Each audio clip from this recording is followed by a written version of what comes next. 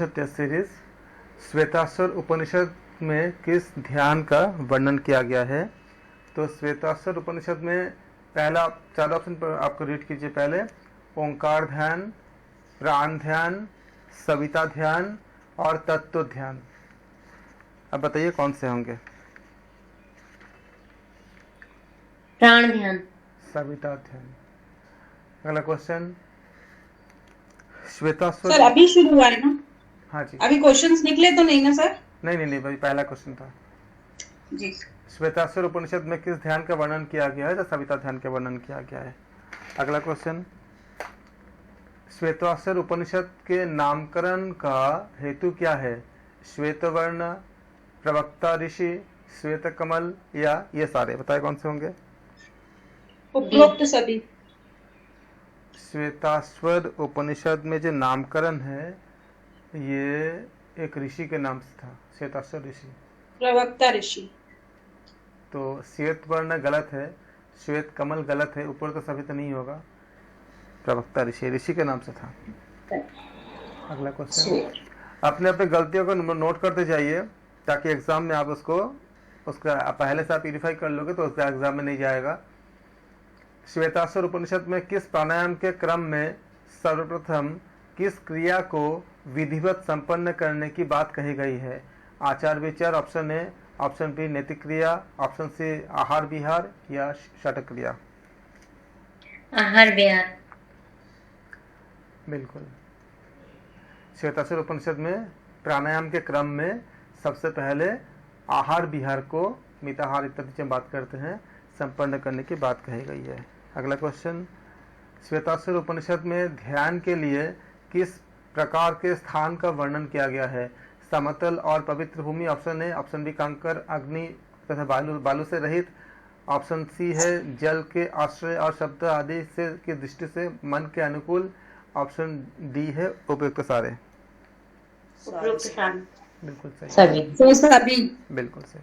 अगला क्वेश्चन है, श्वेताश्वर उपनिषद में योग साधना के पूर्वानुभूति में निम्न में से किसकी सम्मिलित नहीं किया गया है? पहला ऑप्शन कोहरा धुआं, ऑप्शन बी सूर्य वायु, ऑप्शन सी जुगनू विद्युत, ऑप्शन डी ध्रुव तारा। सर पहला कोहरा और धुआं। श्वेताश्वर उपनिषद में योग साधना की पूर्वानुभूति में किसको सम्मिलित नहीं किया गया है? ध्रुव तारा। आप क्वेश्चन को अच्छे से पढ़ो। आधे गलती इसलिए होती है क्योंकि क्वेश्चन का आधे अधूरे हम सब पढ़ते हैं। एक एक वर्ड को पढ़ो, ये हम सबकी एक समस्या होती है कि हम थोड़ा सा पढ़ के हम समझ लेते हैं कि हाँ ये आ गया, क्योंकि चीज़ें अगर आता है तो ओवर कॉन्फिडेंस नहीं होना है। चारों ऑप्शन अच्छे से पढ़ो, मोस्ट एप्रोप्रिएट आंसर को देखो। इनमें से ऐसा कोई नहीं था कि आप लोगों को नहीं आता है, सबको आता है। एग्जाम में भी यही चीज आती है, हमें आता तो है लेकिन बाद में देखते हैं कि हमने थोड़ा गलती कर दिया, इसलिए जो है आप इसको ख्याल करो। क्वेश्चन था कि श्वेताश्वर उपनिषद में योग साधना के पूर्वानुभूति में निम्न में से किसको सम्मिलित नहीं किया गया है? तो वहाँ पे ध्रुव तारा की कोई बात नहीं था।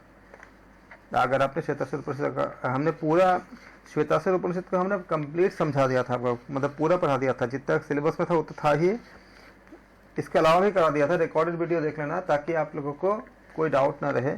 छोटा उपनिषद था तो हमने सारा करा दिया था। तो ये आपका क्या हो जाएगा? आपका इसमें ध्रुव तारा। अगला क्वेश्चन है, अग्निमय शरीर की प्राप्ति होने पर साधक को निम्नलिखित में से किसकी प्राप्ति कभी नहीं होती? रोगावस्था, वृद्धावस्था, आकस्मिक मृत्यु या ये सारे? बिल्कुल, ये सारे सही है। अगला क्वेश्चन, श्वेताश्वर उपनिषद में योग सिद्धि के लक्षण कौन कौन से बताए गए हैं? शरीर की स्थूलता कम होना, ऑप्शन ए, ऑप्शन बी विषय में आसक्ति का ना होना, ऑप्शन सी है शरीर में कांति या तेजस्विता होना, ऑप्शन डी है ये सारे? बिल्कुल सही है। अगला क्वेश्चन, निम्नलिखित में से श्वेताश्वर उपनिषद में तत्व ज्ञान के रूप में निम्नलिखित में से कौन सा तथ्य स्पष्ट किए गए हैं? ऑप्शन ए है परमात्मा संपूर्ण दिशाओं अवान्तर दिशाओं में संव्याप्त है। ऑप्शन बी है ख मतलब संपूर्ण विश्व ब्रह्मांड में अंतस्थित है। ऑप्शन सी है वही इस जगत के रूप में उत्पन्न हुआ है और भविष्य में भी उत्पन्न होने वाला है। ऑप्शन डी है ये सारे। सारे सर। बिल्कुल सही है। अगला क्वेश्चन, श्वेताश्वर उपनिषद में जीवात्मा और परमात्मा को एक साथ रहने वाले दो किसके रूप में अभिव्यक्त किया है? तत्व, पक्षी, प्राण या आत्मा? उत्तर है पक्षी। पक्षी, बिल्कुल सही। दो पक्षी के बारे में बताया गया है, एक कहा गया जीवात्मा, एक कहा गया आपका परमात्मा, श्वेताश्वर उपनिषद में। श्वेताश्वर उपनिषद में ऐसा बताया गया है, एक दूसरे ग्रंथ में बहुत अच्छा बताया गया है, उसमें तो ये बात नहीं, ये आपका श्वेताश्वर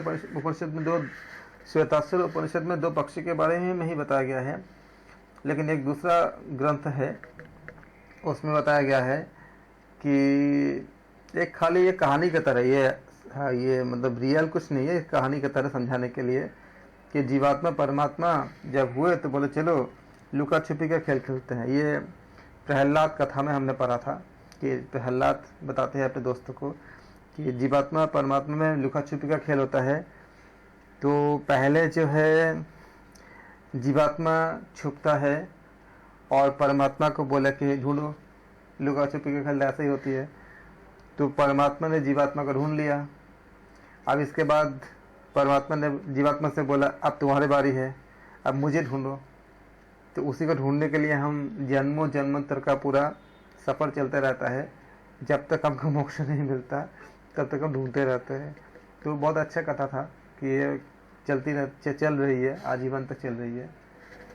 तो श्वेताश्वर उपनिषद में, हालांकि ये कथा तो नहीं है लेकिन दो पक्षी के बारे में है, इसका याद रखिएगा। अगला क्वेश्चन, आत्मा का निवास मानव शरीर में निम्न में से कहाँ पर स्थित बताया गया है? उदर गुहा, हृदय गुहा, मस्तिष्क गुहा या उपयुक्त सारे? हृदय गुहा। बिल्कुल। आत्मा और श्वेताश्वर उपनिषद के अनुसार आत्मा का निवास शरीर में हृदय गुहा में बताया गया है। अगला क्वेश्चन, योग कुंडल्य उपनिषद में चित्त के मूल हेतु क्या है? कर्म वासना, प्राण, ये दोनों या इनमें से कोई नहीं? दोनों ये सर। दोनों। का और खा दोनों। क्वेश्चन है आपका कि आपको दोनों बता रहे हो? ओके, हाँ जी सर। हाँ जी, कर्म वासना और प्राण। बिल्कुल। योग कुंडल उपनिषद में चित्त के मूल हेतु क्या है? कर्म वासना और प्राण, ये दोनों है।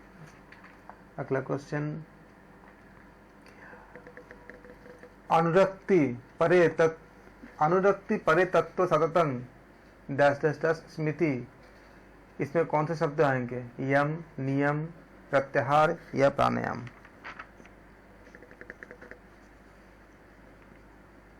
प्राणायाम।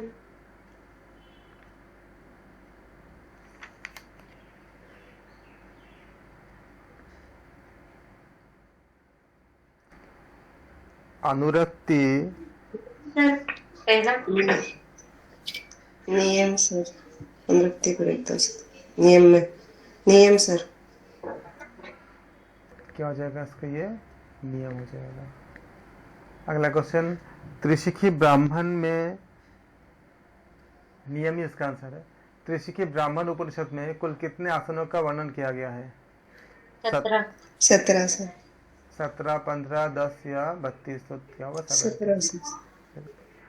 त्रिशिखी ब्राह्मण में, त्रिशिखी ब्राह्मण के अनुसार, मतलब त्रिशिखी ब्राह्मण उपनिषद में मानव शरीर में स्थित कंद का स्वरूप कैसा बताया गया है? 4 अंगुल चौड़ा ऊंचा सर। 4 अंगुल ऊंचा और चौड़ा। बिल्कुल। त्रिशिखी ब्राह्मण उपनिषद में मानव शरीर में स्थित कंद का स्वरूप बताया गया है 4 अंगुल ऊंचा और चौड़ा। अगला क्वेश्चन, गांधारी नाड़ी का प्रवाह शरीर के किस अंग में बताया गया है? ऑप्शन ए है आपका दाई आंख, ऑप्शन बी बाई आंख, ऑप्शन सी गुदा द्वार, ऑप्शन डी लिंग द्वार।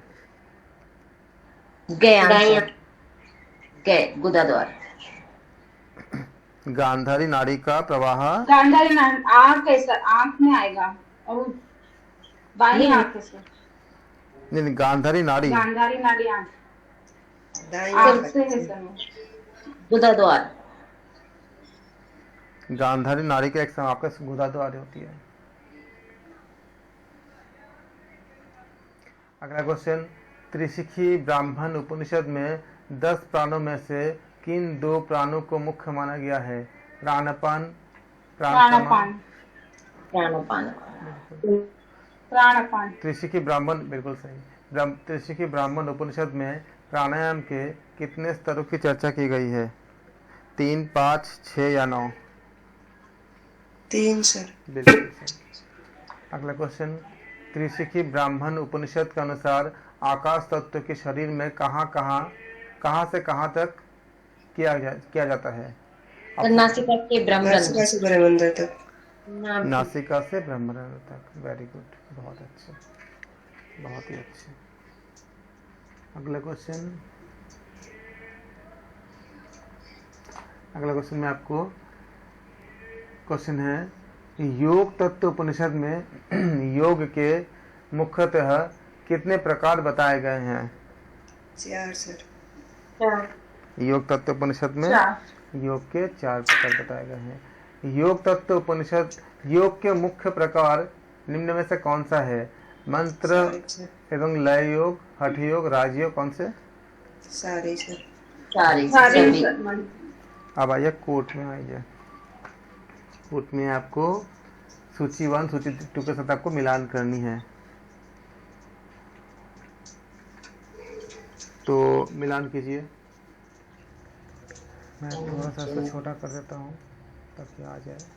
हाँ, सूची 1 इस क्वेश्चन में आपका सूची 1 और सूची 2 में मिलान कीजिए। क्या बोला है? आसनेन प्राणायामेन धारणाभि प्रत्याहारेण मनोधैर्य याति विकारं मानसं पातकम और रुजं हंति। बताओ कौन से होंगे इसमें से? Turn B. ऑप्शन गए सर। गए। ग होगा। Yes sir. फिर से सोचो। सेकेंड।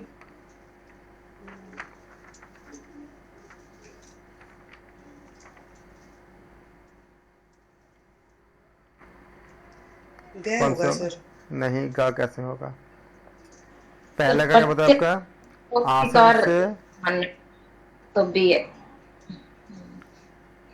और आपका सेकंड क्या बोला? प्राणायाम। प्राणायाम से क्या होती है? पाप का नाश होती है ना। तीसरे से पता चल जाता है आपको। प्राणायाम से पातकम बोला गया इसमें। तो प्राणायाम जो है पातक का नाश होता है। तो ऑप्शन कौन से होंगे? बी सही होगा। जिन्होंने बी बोला था बिल्कुल सही बोला था। ख जो है डी में क्या है? आपका डी के साथ पहला होती है आसन से होती है आपका रुजन घंटी होती है। और आपका प्राणायाम से क्या होती है? पातक का नाश होता है। जो जितने भी हम प्राणायाम इत्यादि जो गुण बताया गया है। थर्ड के आपका धारणा। धारणा से क्या होती है? मन में आपका धैर्य उत्पन्न होती है। और फोर्थ के आपका प्रत्याहार। तो प्रत्याहार से क्या होती है? मन में शांति प्राप्ति होती है, मन विकार नष्ट होती है, कि मन की विकार नष्ट होती है। तो आपका डी सही होगा। कूट को जब करते तो किसी एक को जो भी आपको पता है उसके साथ मिला लो, उससे आसान हो जाती है, बाकी रॉन्ग आंसर निकल जाती है पूरा। अगला क्वेश्चन, सूची 1 सूची 2 में आपका ये कीजिए। जागृत अवस्था, स्वप्नावस्था, सुषुप्ति अवस्था, तुरीय अवस्था, कंठ में, नाभि से हृदय तक, भ्रुकुटियों के मध्य, तालु के मध्य। अब इनको कूट बताइए। नाभि से हृदय तक है, तो इसका फिर क्या आंसर राइट होगा? कौन सा राइट होगा? क्या? हाँ, का राइट होगा, क्योंकि फर्स्ट बिल्कुल जागृत अवस्था का क्या होती है? आपका नाभि से हृदय तक होती है। फिर आपका स्वप्नावस्था जो होती है,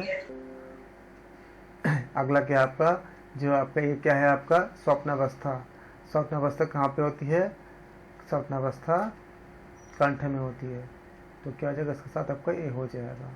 फिर आपका थर्ड क्या है? सुषुप्ति अवस्था। सुषुप्ति कहाँ पे होती है? तालु के मध्य में होती है, तो डी हो जाएगा। और क्या बचा आपका? तुरीय अवस्था। तो तुरीय अवस्था कहाँ पे होती है? भ्रूकुटी के बीच में होती है, तो ये सही हो जाएगा। तो ऑप्शन क्या हो जाएगा आपका? ए करेक्ट होगा। अगला क्वेश्चन, सूची 1 और सूची 2 में आप मिला। सूची वाला क्वेश्चन इस बार बहुत ज़्यादा पूछे जाएंगे, इसको माइंड में, इसको ख्याल रखना आप लोग। इसलिए सिंगल ऑप्शन जो है आप कम आएंगे, जैसे कि इंस्ट्रक्शन में दिया गया था यूजीसी नेट के, तो सूची वाले ज़्यादा आएंगे, तो इसलिए सूची का बहुत ज़्यादा ध्यान रखना। सूची 1 और सूची 2 के साथ सुमेलित करें और नीचे दिए गए कोड का प्रयोग करते हुए सही विकल्प चुनिए। योग तत्व उपनिषद, त्रिशिख ब्राह्मण उपनिषद, योग चिरमन्य उपनिषद, नाद बिंदु उपनिषद। ऋग्वेदीय शाखा, सामवेदीय शाखा, शुक्ल यजुर्वेदीय शाखा, कृष्ण यजुर्वेदीय शाखा। बताएं कौन से होंगे ये? तीसरे का योग चूड़ामणि सामवेद है, तीसरे का बी।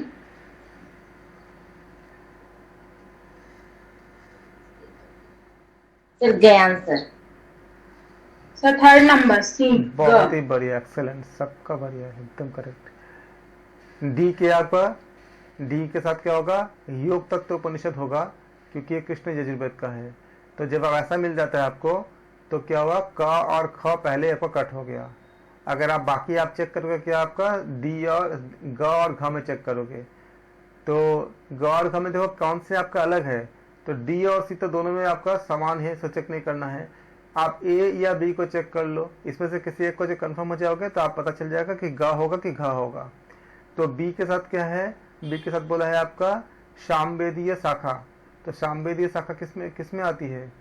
सामवेदीय शाखा आपका आती है योग चिरमन्य उपनिषद में। तो इसके साथ क्या आती है आपका? सामवेदीय। हाँ, और फिर आपका जो ऋग्वेदीय शाखा में क्या आती है आपका? नाद बिंदु उपनिषद। तो ये आपका हो गया ऋग्वेदीय शाखा में। तो इस तरह से क्या हुआ आपका आंसर? थर्ड ग सही है, बिल्कुल सही है। अगला क्वेश्चन, अगला कूट मैच करिए। कूट का आधे से ज़्यादा हो सकता है क्वेश्चन आपका कूट से आए इस बार, इसलिए बहुत अच्छे से ख्याल करिए।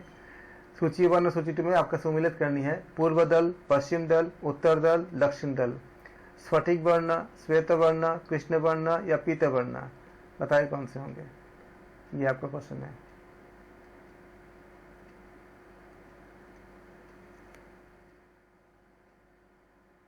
ये आपका ऑप्शन है का, खा, गा, घा। D sir.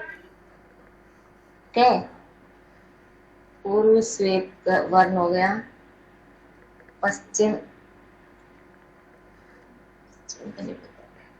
देखो पूर्व दल, पश्चिम दल, उत्तर दल, दक्षिण दल, स्फटिक वर्ण, श्वेत वर्ण, कृष्ण वर्ण, पीत वर्ण। तो हम क्या जानते हैं कि पूर्व दल के साथ क्या होती है, क्या संबंध होती है? श्वेत वर्ण होती है, पूरब की तरफ पूर्व दल के लिए। फिर क्या आंसर? तो क्या हो जाएगा? उसी से पता चल गया कि ऑप्शन ए है। बाकी आपको आता ना आता अलग बात है, लेकिन इसी से पता चल गया कि ये एक से ही पता चल, आपने बाकी सब, क्योंकि बी जो है और किसी में नहीं है, खाली पहले में ही है, तो क्या हो जाएगा? का सही हो जाएगा। तो उसके बाद आप चेक कर लो क्या बोला है। सेकंड क्या है? पश्चिम दल। पश्चिम में क्या होती है? स्फटिक वर्ण। अगर आपको याद है तो अच्छी बात है। और फिर क्या है आपका? उत्तर दल। उत्तर में क्या होती है? पीत वर्ण होती है। तो क्या हो जाएगा आपका? थर्ड के साथ डी हो जाएगा। दक्षिण में क्या होती है? कृष्ण वर्ण। और आप इसको याद करने के कुछ तरीके भी होते हैं। यमराज का जो कृष्ण का हम पाप, कृष्ण वर्ण जो होती है, बोलते ना कि अशुक्ल अकृष्ण, जो हम इसमें जो आपका जो अच्छे कर्म और बुरे कर्म जो हम बताते हैं पतंजलि योग दर्शन में, तो शुक्ल कर्म मतलब क्या? पुण्य कर्म, और कृष्ण कर्म मतलब क्या बताया गया था इसमें? अपुण्य कर्म। और जो अपुण्य करते हैं वो कहाँ जाते हैं? वो यमराज के दक्षिण द्वार में जाते हैं। तो जो दक्षिण द्वार बनाए गए हैं वो पापियों के लिए ही है। हम ऐसे बोलते भी है कि मतलब जो दक्षिण द्वार में ही सारे जितने आपका आग की नदियाँ इत्यादि जो बताई गई है वो सारे आपका दक्षिण द्वार में ही है। बाकी पूरब, पश्चिम, उत्तर जो है उसमें अच्छे लोग जाते होते हैं, जो अच्छे जो कर्म करते हो उनके गरुड़ पुराण पढ़ोगे तो उसमें विस्तार से दी हुई है। और भागवत के अगर आपका 5th चैप्टर पढ़ोगे उसमें भी बहुत अच्छे, भागवत गीता नहीं, गीता की बात नहीं कर रहा हूँ, श्रीमद् भागवत एक अलग अलग ग्रंथ है, उसमें बहुत अच्छे से दी गई है इसके बारे में। तो क्या हुआ आपका कि क्या होगा आपका ऑप्शन ए सही होगा, का सही हो जाएगा। अगला क्वेश्चन, इससे जो मैंने बताया आपको, इससे याद करने में हेल्प मिलती है कि दक्षिण जो होती है इसमें कुछ ऐसा वो नहीं बताया नहीं गया है, इससे याद करने के लिए कि अपूर्ण लोग जो होते हैं वो कहाँ जाते हैं, वो दक्षिण की तरफ जाते हैं, सबको याद रहेगा। खाली एक याद करने का खाली एक मतलब एक कूट है कह सकते हो। अगला क्वेश्चन, ओमकार की मात्रा एवं शक्ति का सही जोड़ा क्या है। पहले इसको इंफॉर्मेशन यहाँ से देख लो आप। प्रथम मात्रा अग्नि, द्वितीय मात्रा वायवीय, खुल गया है पैकेट, खत्म हो जाएगा। तृतीय खोलना मात्रा का कुरकुरे खोलना पड़े। तृतीय वो मात्रा तो तुमने खाया। ओंकार की मात्रा एवं शक्ति का सही जोड़ कौन सा है। प्रथम मात्रा अग्नि, द्वितीय मात्रा वायवीय, तृतीय मात्रा सूर्य मंडल सदृश और उपरोक्त सभी। तो क्या हो जाएगा इसमें, उपयुक्त सभी, बिल्कुल सही है। प्रथम मात्रा अग्नि होती है, द्वितीय मात्रा वायवीय होती है, तृतीय मात्रा क्या होती है, सूर्य मंडल सदृश होती है, इसलिए सारे सही हो जाएंगे। अगला क्वेश्चन के लिए यहाँ करेंगे हम, योगराज उपनिषद में वर्णित 9वां चक्र कौन सा है। तालुका चक्र, कंठ चक्र, भू चक्र या व्योम चक्र। व्योम चक्र। वेरी वेरी गुड, बहुत बढ़िया। योगराज उपनिषद में वर्णित जो 9वां चक्र है वो कौन सा आपका है, व्योम चक्र है, बहुत अच्छे। ब्रह्म चक्र मूलाधार चक्र का देवता निम्न में से कौन सा है, ब्रह्मा, विष्णु, महेश या स्वयं भूलिंग। D option. फिर से पढ़िए, ब्रह्म चक्र मूलाधार चक्र का देवता निम्न में से कौन सा है। विष्णुपुरी। कौन से, ब्रह्मा। हाँ जी। ब्रह्म चक्र मूलाधार चक्र का देवता जो होती है वो कौन है, ब्रह्मा है। ब्रह्म चक्र है और यहाँ पे ब्रह्मा है। सप्तलोक में शरीर के संबंधित अंगों का सही जोड़ा कौन सा है, जनलोक हृदय, तपलोक कंठ में, सप्तलोक भ्रू और ललाट प्रदेश में, और या फिर ये सारे। तो सारे हैं। जनलोक क्या होती है आपका, हृदय प्रदेश में होती है। तपलोक कहाँ पे होती है आपका, कंठ में होती है। सप्तलोक कहाँ पे होती है आपका, भ्रू और ललाट प्रदेश में होती है। तो क्या हो जाएगा, सारे करेक्ट होंगे। वेरी गुड, बहुत अच्छे, अच्छा कर दे बात आप लोग। अगला क्वेश्चन, सूची 1 सूची 2 में मिलान करने आपको। भूलोक, भूवलोक, स्वालोक, महालोक, ये सब पूछे गए थे, बहुत इंपॉर्टेंट क्वेश्चन है। इनमें से कोई ना कोई आपको मिलेंगे ही मिलेंगे एग्जाम में। भूवलोक जितने अच्छे प्रैक्टिस करके जाओगे उतने अच्छा आपका जो है वहाँ पे एग्जाम्स में आपको हेल्प मिल जाएगा। भूलोक, भूवलोक, स्वालोक और महालोक, कटि प्रदेश, नाभि प्रदेश, उसके दोनों चरणों में या जानू अर्थात घुटनों में। बताइए, कोट मिलाइए। सर महलोक है नाभि चक्र में, तो इसका आंसर बी है, तो ख आंसर होगा शायद। ऐसे आपको इंटरप्रेट करनी होती है एग्जाम्स में। आप कह देते हो जो भूवलोक कहाँ होती है, भूवलोक जो है मतलब भूलोक कहाँ होती है, सबसे पहले चेक करिए। अगर आपसे ये अगर चेक हो जा रहा है तो भूलोक जो बताया गया है वो कहाँ बताया गया आपका, उसके दोनों चरणों में। तो भूलोक कहाँ पे हो जाएगा, सी में हो जाएगा। भूवलोक कहाँ बताया गया है, भूवलोक बताया गया उनका जानू अर्थात घुटनों में बताया गया है ये। स्वलोक कहाँ पर है, स्वलोक जो है वो आपका कटि प्रदेश में होती है, स्वलोक। और महालोक चौथा, तो महालोक कहाँ पे होगी, महालोक होती है आपका नाभि प्रदेश में। तो महालोक के लिए हम क्या करेंगे, नाभि प्रदेश में अप्लाई करेंगे। तो क्या हो जाएगा, ऑप्शन सी, आपसे ऑप्शन बी करेक्ट हो जाएगा, मतलब ख करेक्ट हो जाएगा। बहुत अच्छा। तो ऐसे आप लोग इसको, अगर सारा नहीं भी आता है, कोई एक भी आता है, तो उससे भी आप कनेक्ट कर सकते हो। अगला क्वेश्चन, इसीलिए आसान होता है, लेकिन क्या करने होते हैं, हमें थोड़े से प्रैक्टिस करने होते हैं। यह क्वेश्चन है आपका, सूची 1 और सूची 2 में सुमिलित कीजिए और नीचे दिए गए कोड का प्रयोग करते हुए सही विकल्प चुनिए। ईरा, ईरा, सरस्वती, पूषा, गांधारी, बाई आंख, दाया कान, बाई नासिका, मुखद्वार। तीन में से आपको चूज करनी है। मैं आपको ऑप्शन दिखाता हूँ। तो ईड़ा तो बाई नासिका है। बाई नासिका है ईड़ा। सरस्वती मुख द्वार है। इसका ठीक होगा।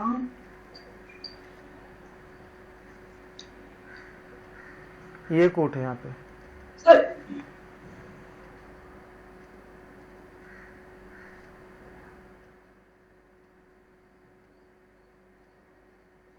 सिर्फ सर कोट डी ख। खा है कि घा है, कौन से खा? सर क्या? पहला ईड़ा का बाई नासिका तो सी दिखा रहा है इसमें बी में। ईरा का क्या हो जाएगा आपका? बाई नासिका होगा ना, ईरा पिंगला ना, तो ईरा क्या होता है? बाई नासिका होती है। तो क्या तो हो जाएगा? फर्स्ट में सी तो सिर्फ इसी में दिया है ना, बस इसी में दिया हुआ है। फर्स्ट एग्जैक्टली, सेकंड वाले में। बस बस ऐसे ऐसे ही निकालिए स्मार्ट तरीके से। बाकी आप निकालने के बाद क्या करो, जब आपको पता चल गया कि ये है करेक्ट, फिर आप बाकी चार को मिला लो एक बार, मतलब खाली खा का ही आपको कंफर्म कर लो। डी क्या बोला है? डी आपका जो है सेकंड क्या? सरस्वती। सरस्वती क्या है? मुख में होती है। हम बोलते हैं ना मुख में, उसके कंठ में सरस्वती बोलते हैं ना, ऐसे मतलब मुख में जो बोलते हैं, ऐसे ऐसे लोग होते हैं जो बोलते हैं सच हो जाता है, तो बोलते हैं ना उनके मुख में सरस्वती है।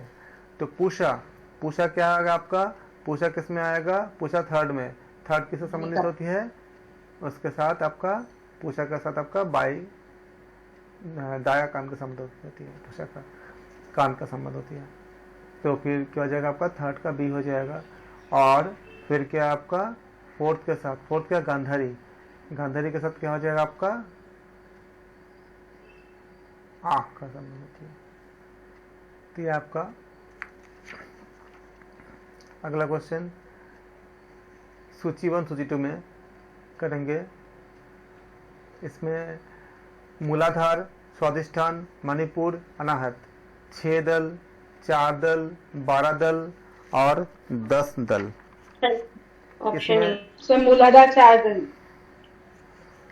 मूलाधार 4 दल। इसमें आपका 2 ऑप्शन और भी है, यह क और ख है, और यहाँ इधर आपका ग और घ है, ये ऑप्शन भी है। इसको भी देख लो और इसको भी देख लो। कौन सा बोलेगा आंसर? छोटा कर दो। बी पहला सर, 4 6 पहला 10 12। अब देखो,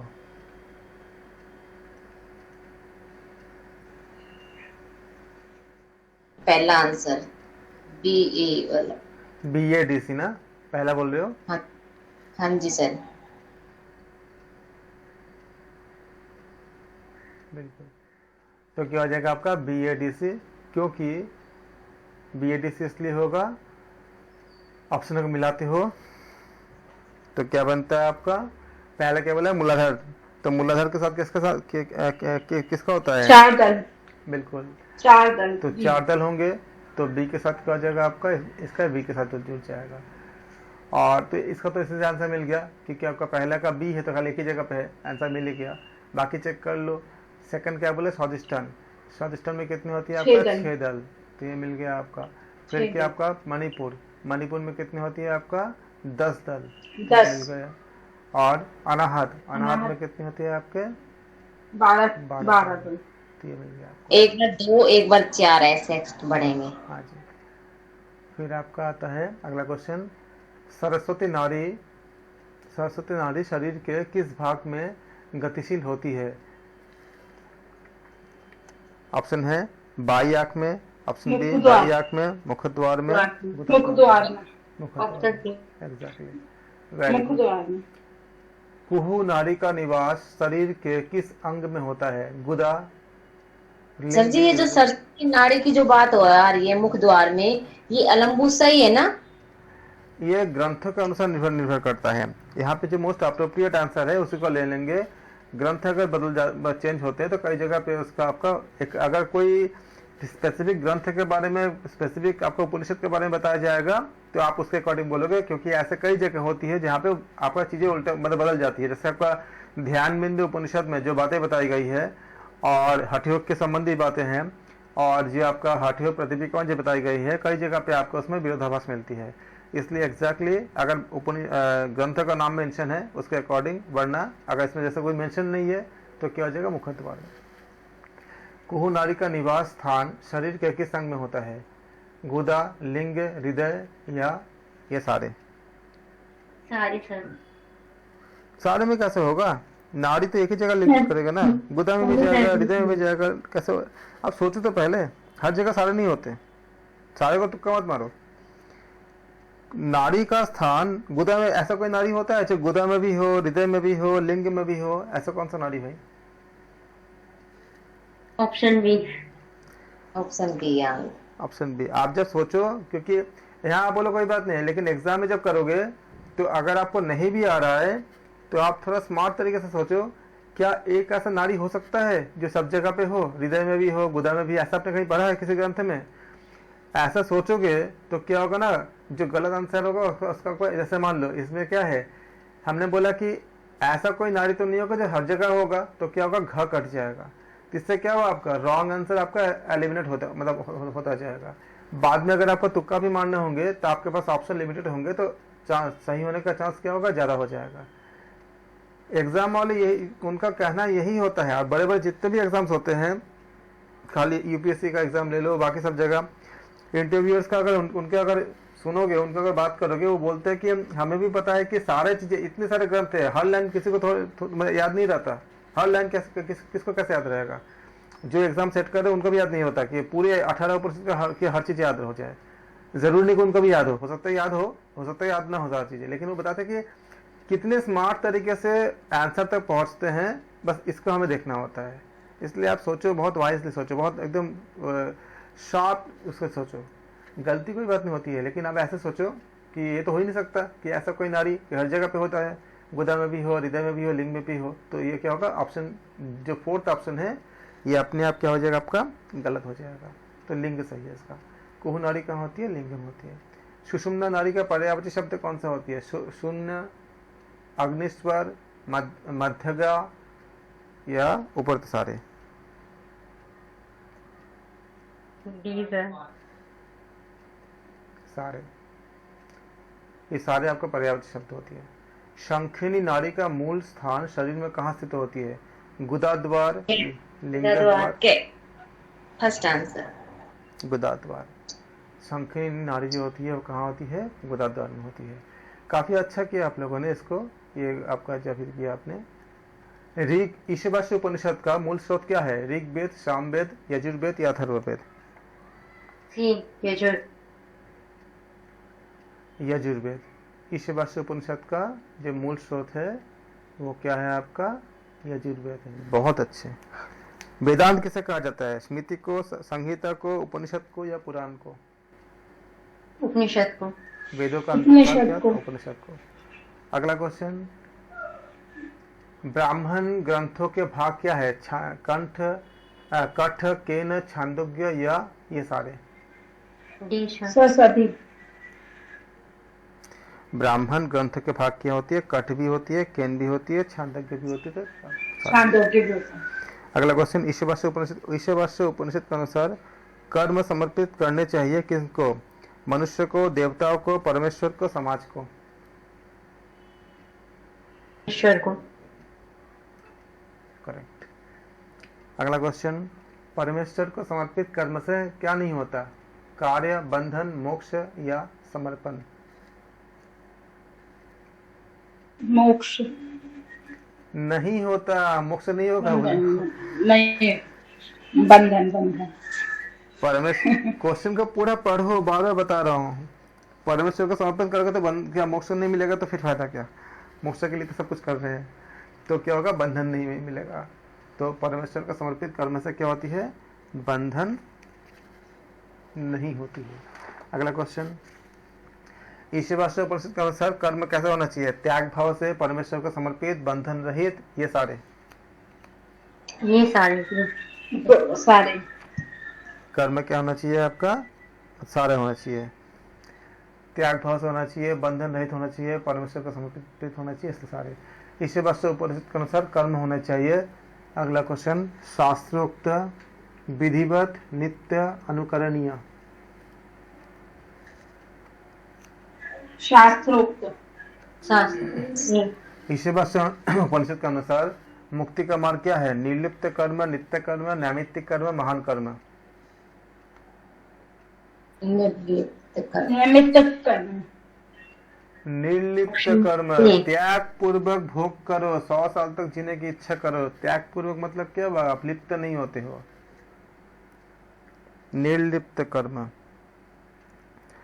अगला क्वेश्चन, ईशावास्य उपनिषद के अनुसार अविद्या फलीभूति होती है योनियों में, पुनर्जन्म में, विविध तापों में, ये सारे सारे। अगला क्वेश्चन, ईशावास्य उपनिषद के अनुसार दुख का मूल कारण क्या होती है? संवेदना, इंद्रिय, मन और अविद्या। अविद्या। विद्या। बिल्कुल सही है। अगला क्वेश्चन, ईशावास्य उपनिषद के अनुसार पर ब्रह्म को पाने का साधन क्या होती है? जाप, तप, व्रत और विद्या। विद्या। पर ब्रह्म को पाने का साधन क्या होती है? ईशावास्य उपनिषद के अनुसार पर ब्रह्म को पाने का साधन जप, तप, व्रत और विद्या। तो क्या होगा आपका? विद्या हो जाएगा। विद्या एक्चुअली ईशावास्य उपनिषद के अनुसार ये क्वेश्चन थोड़ा गलत है। इसमें थोड़ा सा विद्या अविद्या दोनों होगा, इसमें ये बताया गया है। विद्या अविद्या दोनों, क्योंकि इसमें आप जब उपनिषद को जब पढ़ोगे तो खाली विद्या भी नहीं बताया गया है और खाली अविद्या भी नहीं बताया गया है। विद्या और अविद्या दोनों बताया गया है, तो दोनों होगा। अंतःकरण की शुद्धि हेतु किसकी सेवा पूजा करनी चाहिए? देव की, पितर की, माता पिता की, ये सारे सारे। ईशावास्य उपनिषद के अनुसार परब्रह्म क्या है? सर्वज्ञ, सर्वाधार, सर्वशक्तिमान, ये सारे सारे। बहुत अच्छा, बिल्कुल। अगला क्वेश्चन, ईशावास्य उपनिषद के अनुसार परमेश्वर कैसे है? नित्य सगुण, नित्य निर्गुण, उपयुक्त दोनों, इनमें से कोई नहीं। उपयुक्त दोनों, ऑप्शन सी। बिल्कुल, नित्य सगुण भी है और निर्गुण भी है। केनोपनिषद के अनुसार का उद्गम क्या होती है? ऋग्वेद, यजुर्वेद, सामवेद या अथर्ववेद?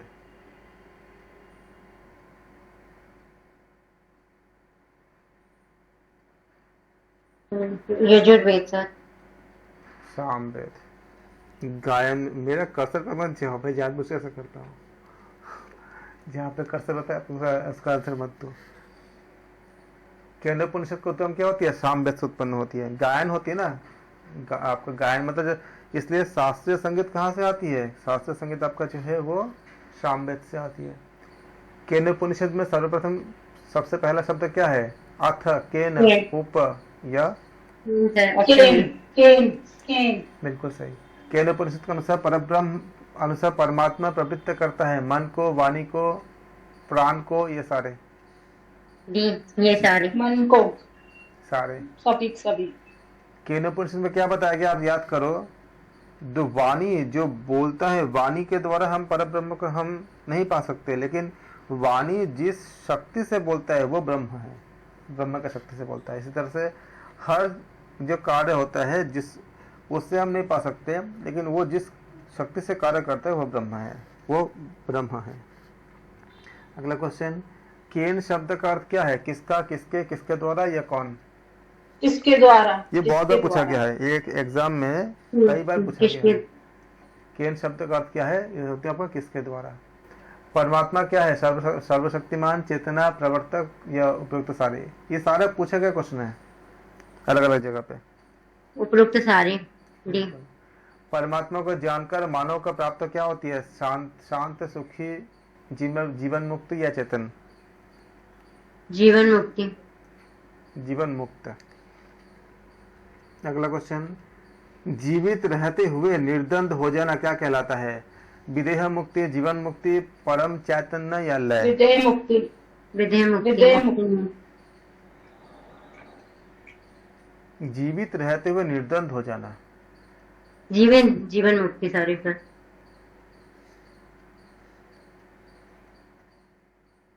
जन्म मृत्यु से सदा के लिए छूट जाना क्या होती है? विदेह मुक्ति, जीवन मुक्ति विदेह मुक्ति। या परम चैतन्य या निरापद? तो ये विदेह मुक्ति। विदेह मुक्ति ऑप्शन ए। केनोपनिषद के अनुसार ब्रह्म क्या है? ज्ञाता, प्रवर्तक, प्रेरक, ये सारे? ये सारे। सारे। बिल्कुल सही। अगला क्वेश्चन, केनोपनिषद के अनुसार ब्रह्म है दर्शनीय, श्रवणीय, इंद्रियातीत या वचनीय?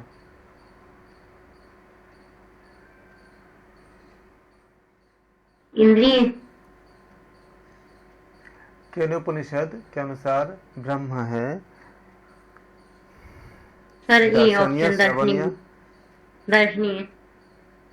ब्रह्म को दर्शन कर सकते हो आप? इंद्रियातीत, इंद्रियों से नहीं कर सकते, इंद्रिया का अतीत। ब्रह्म को सुन सकते हो आप, ब्रह्म को देख सकते हो आप, ब्रह्म को बोल सकते हो आप, इनमें से कुछ नहीं कर सकते। इसलिए हमारे जितने सेंसेस है, जो इंद्रिया है, इसके सीमा के बाहर है, इसलिए क्या होगा? इंद्रिया अतीत हो जाएगा। अगला क्वेश्चन, अंतःकरण में क्या सम्मिलित नहीं है? मन, बुद्धि, अहंकार, ब्रह्म? ब्रह्म नहीं है। बिल्कुल। ब्रह्म। अंतःकरण में सम्मिलित है मन, बुद्धि, अहंकार, ये सारे? डी उपरोक्त सभी। बिल्कुल सही। सर बहुत तो इसमें लिखा कोई, हाँ सभी। इंद्रियों को कार्य में प्रवृत्त कौन करता है? परमात्मा, आत्मा, मन या बुद्धि? मन। मन। इंद्रियों को कार्य में प्रवृत्त कौन करता है? परमात्मा, आत्मा, मन या बुद्धि? आत्मा सर। इंद्रियों को कार्य में आपका प्रवृत्त कौन करता है? तो लास्ट बचा है परमात्मा। बुद्धि। बुद्धि बुद्धि बुद्धि। अच्छा, ऑप्शन छोड़ दो, अपना दिमाग लगाओ। जो आपने पढ़ा आपने उससे निकालो क्या क्या पढ़ा आपने, जितना आपने अभी तक आपने जो योग का जितने ग्रंथ पढ़ा आपने। आप बोलोगे कि इंद्रियों को कार्य में प्रवृत्त करता है। हालांकि ये क्वेश्चन जो आंसर जो है बहुत आपका बहुत करीब करीब जाता है, जो ऑप्शन दिया है कई ऑप्शन में जाता है, ये बात सही है। तब भी इंद्रियों को कार्य में प्रवृत्त कौन करता है? सब बुद्धि आएगा। परमात्मा। बुद्धि सतोगुणी भी होती है, तमोगुणी भी होती है। परमात्मा। और मन जो होती है, मन इंद्रियों को कार्य में प्रवृत्त नहीं करता, परमात्मा से ऊर्जा प्राप्त होती है, वो ऊर्जा से सारे बाकी सब काम होती है। मोस्ट अप्रोप्रिएट आंसर देखना, ऑप्शन देखना मतलब। हालांकि बुद्धि जो बोल रहे हैं, बुद्धि बहुत ज़्यादा गलत भी नहीं है, क्योंकि बुद्धि के द्वारा ही आप डिसाइड करते हो। लेकिन बुद्धि क्या होती है? सतोगुणी तमोगुणी दोनों होती है। तो वो ऊर्जा कहाँ से मिलती है कि कौन से गुण किसके अनुसार हमें हमें हमें मिलेंगे? वो सारे जो प्रक्रिया होती है परमात्मा से। आत्मा तो जो बताया था, आत्मा तो कुछ नहीं, वो नहीं होता। आप आत्मा का जो पूरा विशेषता को आप गीता में पढ़ो, भगवद गीता में आत्मा आपको पता चलेगा। आत्मा तो ऑप्शन ही नहीं है। आप मन और बुद्धि में जो कंफ्यूज करते हो, तो मन थोड़ा बहुत कंफ्यूज हो सकता है, बुद्धि में थोड़ा ज्यादा कंफ्यूजन हो सकता है, लेकिन आत्मा में कैसे होगा? आत्मा का आपने कहाँ पढ़ा कि आत्मा किसी इंद्रियों को कार्य में प्रवृत्त करता है? किसी ग्रंथ में पढ़ा आपने? कहीं नहीं है। बुद्धि में आप जो आंसर दे रहे हो, इसमें आप थोड़ा डाउटफुल हो सकते हो, क्योंकि बुद्धि के द्वारा हम डिसाइड करते हैं कार्य क्या करनी है। लेकिन अब मान लो कि एक कार्य तो यह भी होता है ना कि हम पूर्ण समर्पण कर दें। बुद्धि के द्वारा कर सकते हो? अगर बुद्धि के द्वारा कर सकते हो तो हम सब तो पढ़ रहे हैं ना योग के ग्रंथ में कि हमें ऐसा करना चाहिए। हम में से कितने लोग क्या बराबर मात्रा में कर पाते हैं? हर कोई एक समांतर से नहीं कर पाते। बुद्धि तो है ही है, बुद्धि तो बोल ही रहा है। किसको नहीं पता कि सही क्या गलत क्या? मैक्सिमम जगह पे किसको नहीं पता कि झूठ नहीं बोलना चाहिए? हमें जितने भी तरह के आपका जो हम जितने बुद्धिमान लोग, जितने चीज़ आपका जो करप्शन में या जो आपका जो जानबूझ के जो आपको जो अपराध करते हैं, जो गलतियां करते हैं, वो जानते नहीं है। बुद्धि तो बोल ही रहा है कि नहीं ऐसा नहीं करना चाहिए, गलत है। कौन सा बुद्धि, किसका बुद्धि नहीं बोलता है? तब भी वो कार्य में प्रवृत्त कर पाता है, क्योंकि वो गुणों के द्वारा कार्य में प्रवृत्त होता है। गुण कहाँ से आती है? गुणों के द्वारा जो प्रवृत्त होती है, तमोगुण, सतोगुण, रजोगुण। ये गुण क्या बुद्धि के द्वारा उत्पन्न होती है? मतलब बुद्धि से नहीं, ये गुण बुद्धि से नहीं होता है। ये गुण जो होती है वो प्रकृति से उत्पन्न होती है, त्रिगुण जो होती है। और उसके बाद अगर उसमें भी सूक्ष्म में जाओगे तो आप ध्यान बिंदु उपनिषद का अध्ययन करना, उसमें आपको मिलेगा आपको कि हमारे जो प्रवृत्तियाँ जो होती है, कैसे कैसे जो बदलाव आती है, उसके बारे में किस किस समय कैसे कैसे बदलाव आती है, आपको सारा उसमें विस्तार से है। तो क्या होगा? उसमें परमात्मा होंगे, लेकिन आत्मा नहीं होगा। आत्मा को अच्छे से स्टडी करना, हर जगह पे ना उसमें मत जाना। हाँ, ये जाना ठीक है, क्या सही ऑप्शन जानने के लिए अपना जो तर्क है उसको भी लगाना। कभी कभी ऐसा होता है, मैं ये एग्री करता हूँ कि बहुत ज़्यादा क्लोज आंसर होती है तो आपको डाउट हो सकती है, लेकिन उस समय क्या करोगे? अगर आपको पता है कि आत्मा और मन नहीं हो सकता, तब भी तो आपका 50-50 ऑप्शन होगा ना। तो आपको तुक्का भी मारोगे तो आपका क्या होगा? सही होने के ज़्यादा चांस होंगे। अगला क्वेश्चन, ब्रह्म तत्व को जाना जा सकता है इंद्रियों द्वारा, बुद्धि द्वारा, मन द्वारा, इनमें से कोई नहीं? बताओ। इंद्रियों द्वारा। अभी हमने बात किया कि केनोपुरुषन में क्या बताया बुद्धि गया? द्वारा सर, बुद्धि द्वारा। ब्रह्म तत्व को जाना जा सकता है किसके द्वारा? आत्मा के द्वारा। न तो इंद्रियों के द्वारा जान सकते हो, न बुद्धि के द्वारा जान सकते हो, न मन के द्वारा जान सकते हो। उचित कोई नहीं। केनोपनिषद में ये बताया गया ना, या भगवद गीता में भी ये बताया गया ना कि क्योंकि यहाँ पे कोई ग्रंथ का नाम नहीं मेंशन किया गया है, तो गीता में क्या बताया गया, और उपनिषद में भी क्या बताया गया है कि इस ब्रह्म तत्व को हम अपने सेंसेस के द्वारा हम जान नहीं सकते। जो आपके जो ज्ञानेंद्रिय इत्यादि जो भी है उसके द्वारा आप जान नहीं सकते हो। बुद्धि आपका, जब सांख्य दर्शन पढ़ते हो तो ये डिराइव्ड होती है। किससे? अगर आप ऐसा मतलब भगवान, तो भगवान का एक कंसेप्ट ये भी होती है। आप लिखते हैं, मान लो जैसे कुछ लोग बोलते हैं भगवान को देखा है क्या, तो आप लोग इसको जानने के बाद सोचो खुद ही का आप भगवान को देखे हो, या आप बताओ कि कौन नहीं देखे हैं। जैसे सांख्य तत्व में जो हम बताते हैं, भ ग वा न। भ क्या होगा? भूमि, छोटी की मतलब बड़ी की मतलब देख लेना, भूमि। ग क्या आपका? गगन। वा क्या आपका? वायु। आ क्या होगा आपका? अग्नि। न क्या होगा आपका? नीर। तो इसको भगवान, न मतलब नीर हो गया। भूमि मतलब क्या होगा? पृथ्वी। पृथ्वी।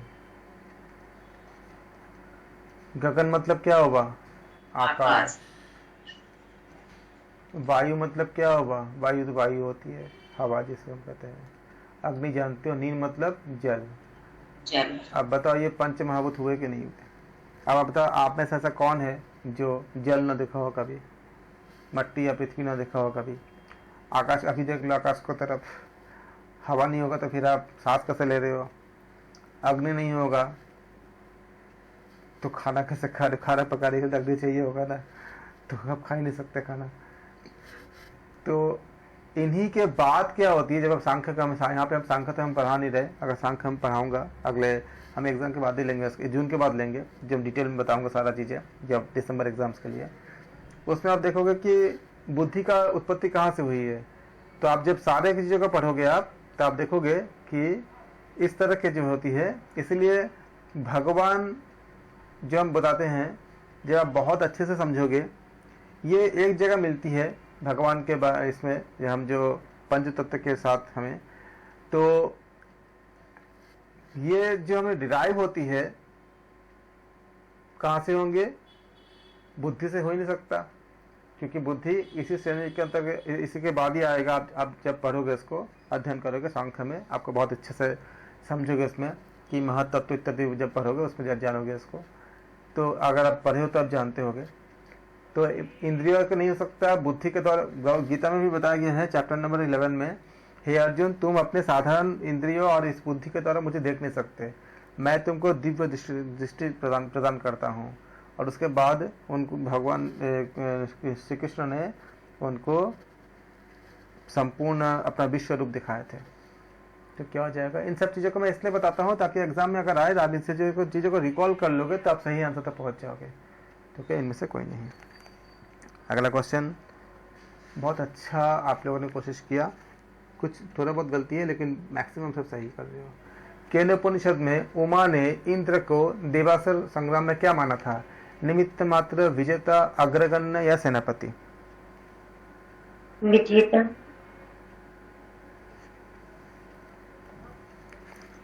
उपनिषद को फिर से एक बार रिवीजन कर निमित्त लो। मात्र निमित्त, सर, निमित्त मात्र। बिल्कुल यही बात तो गीता में भी बताया गया था, हे अर्जुन तुम तो केवल निमित्त मात्र हो, जो करना है वो तो, या अगर तुम इनको बद्ध नहीं करोगे तो मैंने इनको सारे काल चक्र में इसी को तो बताने के लिए उन्होंने पूरा विश्व रूप दिखाए थे। तो क्या होगा, निमित्त मात्र। ब्रह्म विद्या स्थिर कहाँ होती है, तप द्वारा, दम द्वारा, कर्म द्वारा या ये सारे? डी, उपरोक्त सभी। बिल्कुल। जात वेदा बहुत इंपॉर्टेंट है, ये बहुत बार पूछा गया है। जात वेदा के नाम से कौन प्रसिद्ध है, जल, इंद्र, अग्नि। अग्नि या वरुण? अग्नि। जात वेदा के नाम से अग्नि प्रसिद्ध है। अग्नि। बहुत अच्छा। अगला क्वेश्चन, केनोपनिषद के वृत्तांत में यक्ष रूप में किसका प्रकटीकरण हुआ है, भगवान उमा, इंद्र या अग्नि का?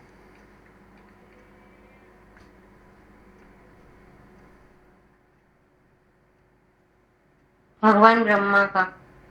एक्चुअली यहाँ पे अगर ऐसा क्वेश्चन आता है तो मोस्ट अप्रोप्रिएट में आपको भगवान ही देना है, लेकिन एक्चुअल आंसर क्या है, ब्रह्मा भी नहीं है। ब्रह्मा और ब्रह्म में अंतर समझो। ब्रह्म क्या है, ऊर्जा है, ब्रह्मा एक पद है, एक पोस्ट, जैसे इंद्र होते हैं इसी प्रकार से एक पद है। ब्रह्मा का भी मृत्यु होती है, ब्रह्मा भी प्राणायाम करते हैं ताकि उनको मृत्यु से बचने के लिए वो भी लगातार प्राणायाम करते हैं, ये सारे हमें मिलती है। ब्रह्मा और ब्रह्म दोनों अलग अलग है। ब्रह्म एक अनंत ऊर्जा है जिसको ब्रह्म की प्राप्ति के लिए हम करते हैं, ब्रह्मा की प्राप्ति के लिए नहीं। हाँ, ब्रह्मा का जो समय है बहुत लंबा होता है, हमारे धरती के हिसाब से तो अरबों खरबों। आप इसको कैलकुलेशन में कभी दिखाऊंगा आपको कि ये सतयुग, त्रेता युग, द्वापर युग, कलयुग, ये मिला करके ब्रह्मा का कल एक दिन होता है, और ऐसे चार मिला के आपका रात होता है, रात में सब कुछ किया, पूरा प्रलय हो जाती है, ये उनका एक दिन हुआ। ऐसे उनके लंबे कितने मतलब लंबा सा है, उनको कई बहुत सालों तक उनको आयु मिली होती है। तो हमारे कल्पना के बाहर है वो ड्यूरेशन, लेकिन तब भी क्या होगा, वो भी आपका अमर नहीं है। इसलिए ब्रह्म और ब्रह्मा समझना। एक्चुअली इसका आंसर है ब्रह्म, लेकिन यहाँ पे अगर एग्जाम में ऐसा आता है तो आप भगवान दे देना ऑप्शन में, लेकिन सही आंसर क्या होना चाहिए, ब्रह्म होना चाहिए ऑप्शन, क्योंकि ब्रह्म को ही जो है, ब्रह्म ही है यक्ष रूप में प्रकट हुए थे। तो जहाँ भी क्वेश्चन पूछा गया था उनका अगर क्लेम करेंगे तो शायद उनको बताना पड़ेगा कि भगवान कैसे आया, कि भगवान में नहीं, उसमें ब्रह्म बताया गया है। और अगर ऑप्शन नहीं आता है, ब्रह्म नहीं आता है, तो आप उसमें उस समय मोस्ट अप्रोप्रिएट के अंतर्गत हम भगवान ले लेंगे, लेकिन सही आंसर इसका ब्रह्म है। अगला क्वेश्चन, केनोपनिषद में यक्ष वृत्तांत से क्या त्यागने की शिक्षा मिलती है, अभिमान। गर्व, कर्तव्य, अभिमान, ये सारे बताओ कौन से होंगे? अभिमान। Option B. क्यों? गर्व रखोगे तो क्या हो जाएगा, मिल जाएगा। प्राउड फील करना चाहिए क्या, हमें नहीं करना चाहिए ना। कर्तव्य रखना चाहिए, कर्तव्य कहाँ से रखना चाहिए, ये भी नहीं रखना चाहिए ना। कर्ता मतलब कि हम बोलते सब कुछ हरि कर रहे हैं, तो हम कर्ता कहाँ पर हुए, कर्ता तो हरि हुए ना। तो हम अगर कर्ता भाव रखेंगे तो हमें ब्रह्म मिलेंगे, नहीं मिलेंगे। तो हमें क्या होना चाहिए, कर्ता भाव को त्यागना चाहिए। और क्या होना चाहिए, गर्व कभी हमें नहीं होना चाहिए, और अभिमान तो त्यागना ही चाहिए। तो क्या हो जाएगा, सारे हो जाएंगे।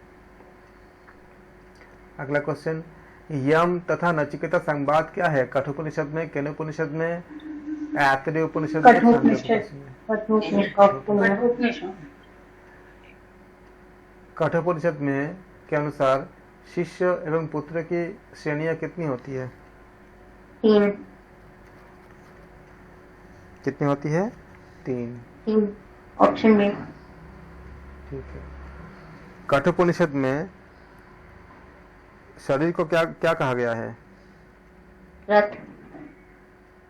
शरीर को रथ कहा गया। आप बहुत अच्छे से तैयारी कर पाए हो, वेरी गुड। तो क्या कहा गया आपका? शरीर, कठोपनिषद में शरीर को रथ कहा गया है।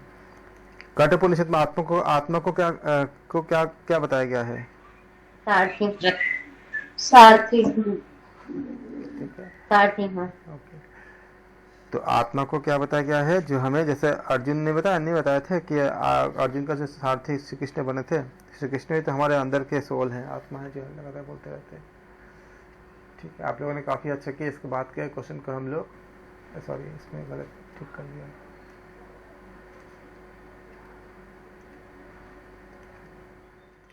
काफ़ी अच्छा किया आप लोगों ने। और इसके बाद हम अगले टेस्ट में हम इसके बाद हम और इसके बाद भी हमें करीब हम इस पर 300-400 क्वेश्चन करेंगे, ताकि आपका इसके सेक्शन में जितना आपका 8-10 क्वेश्चन जो आना है, 7-8 क्वेश्चन, जिसमें से पूरे उपनिषद मिलकर तो आपको कुल मिला करके आएंगे करीब 10-12 क्वेश्चन आ जाते हैं। इसमें आपका उससे ज़्यादा ही आ जाते हैं, क्योंकि आपका एक यूनिट में आपका पूरा आपको और भी उपनिषद पढ़नी है। यूनिट 3 में आपको, इसमें हम जो ख़त्म कर चुके उसमें ये आपका जो पहला जो आपका सेकंड यूनिट पे जो उपनिषद है, ये आदि गुरु शंकराचार्य जी ने जिसमें भाष्य लिखे थे, ये सारे उपनिषद हैं।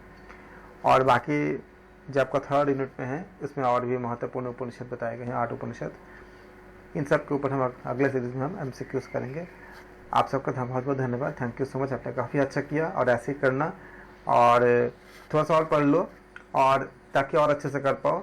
और बहुत जल्दी हम इसके बाद हम हठ योग के जो 8 जो ग्रंथ हैं, उनमें से हम MCQs बनाएंगे, और हम मतलब पूरा करके रखे हैं, उसको हम जल्दी करेंगे। क्योंकि अगर आपका योग दर्शन और आपका उपनिषद और अगर आपका हठ योग रेडी हो जाती है, तो 100 में से अबाउट 45 to 50 क्वेश्चन का आसपास आप निकाल लेते हो। अराउंड लगभग बता रहे 45 अगर ऐसा निकाल लेते हो, और 10 क्वेश्चन आपका बोध के आएंगे। बोध मतलब एक पैराग्राफ दी जाएगी, उस पैराग्राफ पे आपको 10 क्वेश्चन आएंगे। तो उसमें आपको खाली पैराग्राफ उसे कुछ पढ़ना नहीं है, खाली प्रैक्टिस से करनी है कि पैरा से हम कैसे क्वेश्चन को निकालते हैं। तो ऐसे आपको इधर का 45 अगर हो जाता है, उसमें अगर 10 क्वेश्चन निकाल लेते हो, वो क्वेश्चन रॉन्ग नहीं होता, थोड़ा सा प्रैक्टिस करके हो जाता है। तो फिर आपका 55 से 60 क्वेश्चन के आसपास आपका रेडी हो जाता है। 100 में से इतना अगर हो जाए तो एक बहुत बड़ी अचीवमेंट है। और जितना मैक्सिमम हो सकता है हम इसको करेंगे, ताकि आपका अगर 90 क्वेश्चन तक पहुंच जाते हो, जो करेक्ट कर लेते हो सेकंड पेपर में, और फर्स्ट पेपर में अगर आपने 25 तक भी आपने अगर करेक्ट कर लिया, तो मान लो कि होने का मैक्सिमम चांस होती है। क्योंकि इतने क्वेश्चन जब हो जाती है, 110 क्वेश्चन तक जब अगर हो जाती है 150 में से, तो ऑलमोस्ट जो कटअप जाती है, अभी तक जो कटअप गई है, ये कोई हार्ड एंड फास्ट रूल नहीं है, लेकिन जो कटअप देखा हमने उसके अकॉर्डिंग, अगर आपने टोटल अगर आपने 115 क्वेश्चन आपका सही होता है, अगर सेकंड पेपर से अगर आप 90 करते हो, फर्स्ट से अगर आप 25 भी अगर सही करते हो, तो 115 क्वेश्चन में आपका जो है निकल जाने का चांस मैक्सिमम होता है। तो इसलिए ऐसे रेडी करो, प्रिपरेशन करो। All the best. और आज हम शाम को भी करेंगे, तभी हम इसको तैयारी करेंगे। Thank you so much.